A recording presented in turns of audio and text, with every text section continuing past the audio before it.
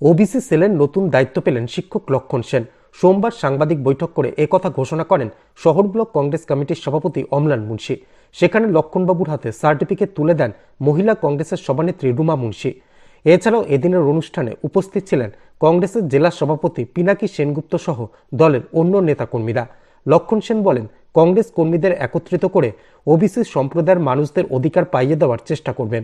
পাশাপাশি শহর ব্লক কংগ্রেস কমিটির সভাপতি অমলান মুন্সি বলেন, আজকের দিনে এই সেলটির যথেষ্ট গুরুত্ব রয়েছে, তাই এই ওবিসি সেলের জেলা সভাপতি হিসেবে শিক্ষক লক্ষণ সেনকে নিযুক্ত করা হলো।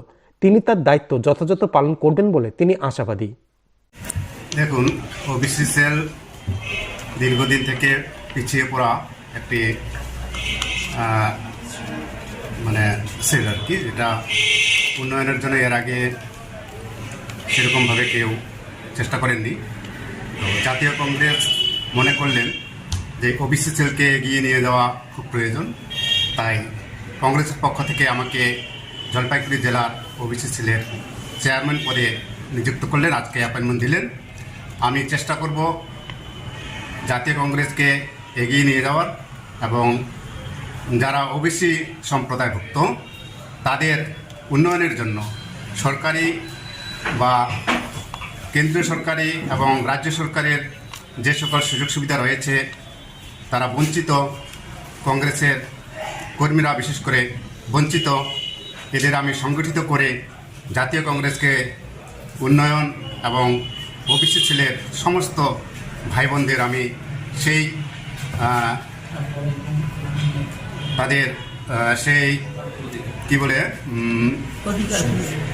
অধিকার সুপ্রতিষ্ঠিত করতে আমি বদ্ধপরিকর।